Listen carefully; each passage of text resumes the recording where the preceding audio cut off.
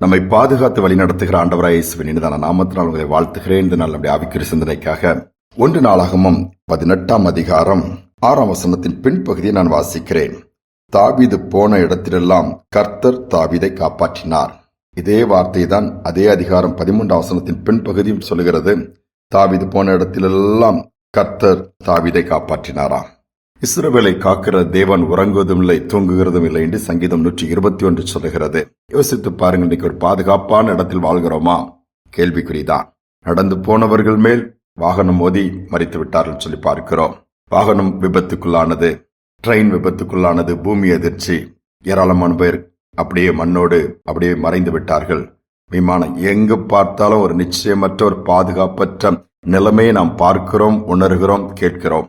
தாவீதை குறித்து சொல்லும்பொழுது இந்த யுத்த காலத்தில் யுத்தத்தின் பாதை மற்றும் உபத்திரவங்கள், பாடுகள், காடுகளிலே சவுல் ஒரு பக்கம் துரத்தினாலும் பிகினிங்கில் இருந்த மிருகங்களோடு போராட்டம், எல்லாவற்றிலுமே கர்த்தர் தாவீதை காப்பாற்றினதை வேதத்திலே நாம் வாசிக்க முடியும். ஏனென்றால் தாவீதை காப்பாற்றுகிற தேவன் தாவீதோடு கூட இருந்தார். அதோடு மட்டுமல்ல, நம்மையும் காப்பாற்ற வல்லவராக இருக்கிறார். போகிற இடமெல்லாம் எப்பொழுது நம்மோடு கூட இருந்து நம்மளை பாதுகாக்க வல்லவர் நம்முடைய ஆண்டவர். எவ்வளவுதான் நம் திறமைகள் இருந்தாலும், எவ்வளவுதான் தாளந்துகள் இருந்தாலும், எவ்வளவுதான் காரியங்களை திட்டமிட்டாலும் அதையும் தாண்டி விபத்துகள், ஆபத்துகள் வந்து விடுகிறது. ஆனால் போகிற இடங்களிலெல்லாம் நம்மளை பாதுகாக்கிற கர்த்தர் இருக்கிறார் என்பதை மறந்துவிடக் கூடாது. அதோடு மட்டுமல்ல, அந்த தேவன் நம்மை பாதுகாக்க வல்லவர் என்று சொன்னால் எப்படி என்று பார்ப்போமானால், அவருடைய நடத்துதலுக்கு உடனே நாம் கீழ்ப்படிய வேண்டும். ஆவியானவர் நம்மை நடத்த விரும்புகிறார். நமக்குள் ஒரு ஏவுதலை கொடுப்பார், ஒரு உணர்வை கொடுப்பார், அல்லது மனதில் அதை தோன்ற பண்ணுவார்.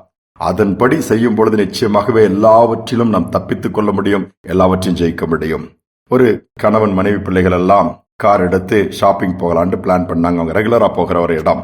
அப்பொழுது ஷாப்பிங் போனா அந்த கார் எடுத்து ஒரு பெரிய மரம் இருக்கும், அது பக்கத்தில் அங்க விட்டுட்டு போய் பொருட்கள் வாங்கி விட்டு திரும்ப எடுத்துட்டு வருவார்கள்.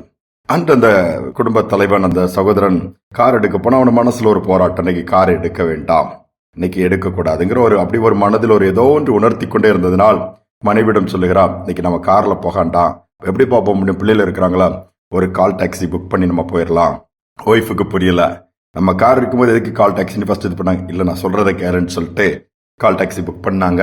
புக் பண்ணிட்டு போயிட்டாங்க. டிராப் பண்ணிட்டு கார் போயிடுச்சு. அங்க பொருட்கள் எல்லாம் வாங்கிட்டு வெளியே வரும்போது பார்த்தா கூட்டமா இருக்குது. என்னன்னு சொல்லி பார்த்தா, இவர்களுக்கு கடையில ஷாப்பிங் போகும்போதே காற்று மழையும் அதிகமாக வந்து விட்டதா. இன்று எதிர்பாராத விதத்தை தானே காற்று அடிக்கிறது, மழை பெய்ய ஆரம்பிக்கிறது. அந்த மலையில் அந்த பெரிய மரம் வேரோடு சாய்ந்து விட்டது. அதற்கு கீழே நிறுத்தப்பட்ட கார்கள் அநேகம் அப்படியே ஒன்றுமில்லாமல் அப்படியே டேமேஜ் ஆகிவிட்டது. அவ்வளவுதான் மனைவி பார்த்து சொன்னாராம், ஆண்டவர் ஏதோ எனக்கு உணர்த்தினார், அதனாலதான் இன்னைக்கு ஒருவேளை நம்முடைய கார் எடுத்துட்டு வந்தோம்னா நம்ம கார் அந்த இடிபாடுகளுக்குள் சிக்கி இருக்கும், தேவையில்லாத செலவுகள், மன வருத்தம் நமக்கு ஏற்பட்டிருக்கும். ஒருவேளை நாம் அங்கு இருக்கும்போது விழுந்தால் நாமும் வாழ்க்கையின் ஓட்டத்தை முடிக்க நேர்ந்திருக்கும். கர்த்தர் இவ்வளவு அழகா நடத்துகிறார் என்று சொல்லி ஆண்டவரை மகிமைப்படுத்தினார்களாம். இதைதான் இந்த வசனம் சொல்லுகிறது. தாவீது போகிற இடமெல்லாம் கர்த்தர் தாவீதை காப்பாற்றினது போல இன்று நமக்கும் பாதுகாப்பு கொடுக்க விரும்புகிறார். ஆனால் நாம் செய்ய வேண்டியது ஒன்றே ஒன்று, ஆண்டவருடைய நடத்துதலுக்கு கீழ்ப்படிய வேண்டும். நடத்துதலை நன்கு உணர்ந்து அதன்படி செய்யும் பொழுது நிச்சயமாகவே போகிற பாதைகள் எல்லாம் நமக்கு பாதுகாப்பு உண்டு, ஜெயத்தோடு திரும்பி வர முடியும். ஜெபிப்போம். தகப்பனே, நல்ல நாளுக்காக இந்த தருணத்திற்காக நன்றி செலுத்துகிறோம். எத்தனையோ பேர் கிடைக்காத பாக்கியத்தை எங்களுக்கு கொடுத்து நீர் நடத்தி வருகிறீர்.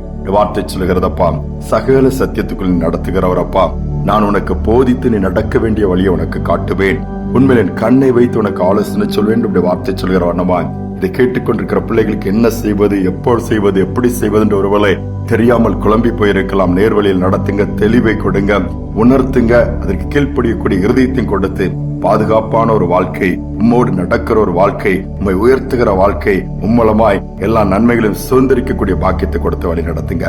ஒவ்வொரு காரியங்களையும் நீர் கற்றுக் கொடுக்க வல்லவரா இருக்கிறீர், வெளிப்படுத்த வல்லவரா இருக்கிறீர், போதிக்க வல்லவரா இருக்கிறீர். அவனமாகவே எங்களை நடத்தி தொடர்ந்து பெரிய காரியங்களை செய்யும். தாழ்த்தி ஒப்பு கொடுக்கிற நாளும் கருத்தில் கொடுக்கிறோம். துதிகரமே ஏற்றுக்கொள்ளும். இயேசுவின் நாமத்தில் பிதாவே, ஆமேன், ஆமேன். நேர்வழியிலே பாதுகாப்பாக நடத்துகிற ஆண்டவர் நம்மோடு கூட இருக்கிறார். அவருடைய நடத்தலுக்கு ஒப்பு கொடுப்போம். நம்முடைய பாதை நிச்சயமாகவே பாதுகாப்பாக மாறும். ஆசீர்வாதத்தை சுதந்திரிக்க முடியும். இந்த சிந்தனையோடு இந்த நாளை தொடருவோம். மீண்டுமாய் நாளை தினம் சந்திப்போம்.